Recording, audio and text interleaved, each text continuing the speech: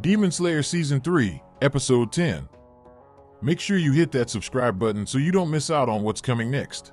And brace yourself because I'm about to drop some major spoilers, but if you're cool with that, then sit back and enjoy the video. And if this episode got you hooked, I highly recommend you peep the whole thing. Alright, let's begin. Our beloved Mitsuri joins the battle, but Zohakuden is not bothered by it. Instead, he starts dissing our girl, calling her a tramp. Can you believe this guy? Mitsuri is disgusted with this dude and calls him out, but Zohakuden ain't wasting any time and starts launching his attack, going all out with the crazed cry of thunder death to mess her up. But guess what? Mitsuri ain't taking it lying down. She defends herself like a boss using Cat Love Shower to nullify his attack. Zohakuden's totally shocked that she can handle his move and can't believe his eyes. Now, Mitsuri brings out the big guns with her love pangs and cat-legged winds of love back to back.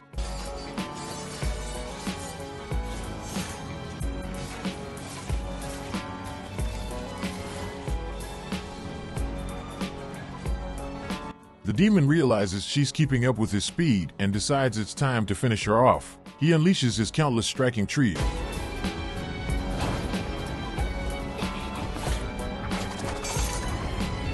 But Mitsuri ain't backing down as she cuts right through that attack with her swaying love, Wild Claw, and gets right to Zohakuden's body. So things just got intense.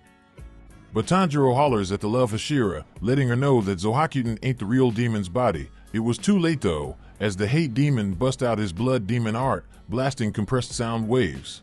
Mitsuri's gotta face it head on, no other choice. She gets straight up paralyzed and passes out, but somehow manages to survive the blast. But wait, Zuboy ain't no dummy. He sees Demon Slayer's got mad strength and figures he's gonna chow down on her to boost his power. That's when Mitsuri's life starts flashing before her eyes and takes us back to her first fiancé, a real piece of work. This dude straight up disses her, saying only an animal like a bear, boar, or cow would take her as a wife. He goes off on her hair color, saying it gives him the creeps even thinking about passing it on to their kids, and tells her to forget about him and that whole marriage mess. But here's the kicker, Mitsuri ain't no ordinary chick, she's got some special muscle game going on. Her arms may look skinny and weak, but her muscles are denser than your average Joe, they're like 8 times stronger. This little girl was a total powerhouse since she was barely a year old. She could lift a massive 33-pound stone like it was no big deal, and let me tell you, she had the appetite of a whole crew of sumo wrestlers. That girl could eat. But things took a turn when her wedding plans went down the drain, so she decided to hide all her quirky abilities, thinking they were too much for anyone to handle. But guess what? Out of the blue, this dude shows up, saying he wants to marry her. Just when she thought her life was a whirlwind, things get even crazier.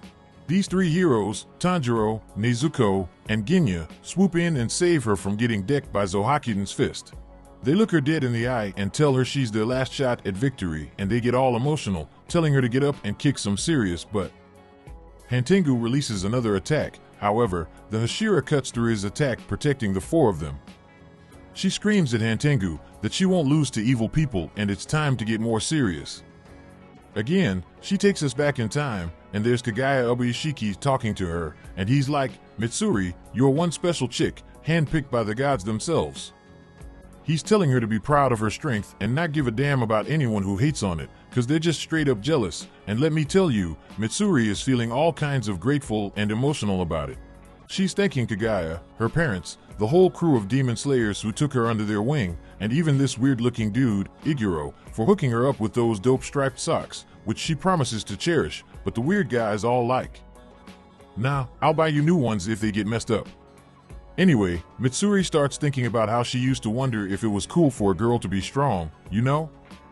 But she realizes she was holding back her own power cause of fear. Well, guess what?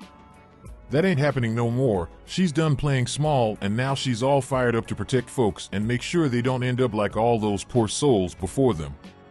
When Hantengu tries to throw some attacks her way, she straight up slices through them like a boss and tells herself she's gotta level up her game. She's got a plan, and she's telling Tanjiro, Genya, and Nezuko to split up and find the main body. Meanwhile, she's handling the other dude herself. Hantengu peeps the trio searching and tries to launch an attack their way, but Mitsuri shuts it down like a boss before it reaches them. She's moving faster than lightning, and Hantengu's scratching his head, clueless about her speed.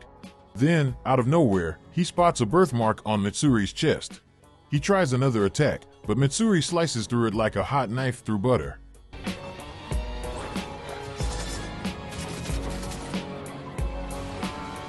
While all that's going down, Genya, Tanjiro, and Nezuko are caught up in a fight with a possessed tree, with his real body hidden inside. They're struggling to cut the tree because their hands are too busy holding on for dear life. Genya is left with no choice but to chow down on the tree itself, and guess what? Turns out Genya's got a special power where he can get the demon's traits if he eats its flesh for a short time.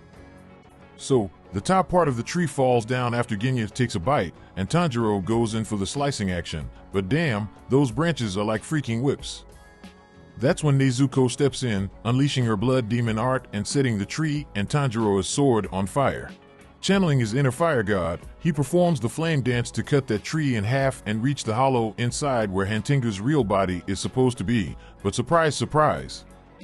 The sneaky demon has already made a run for it, shrinking down to a tiny size and scurrying away on the forest floor.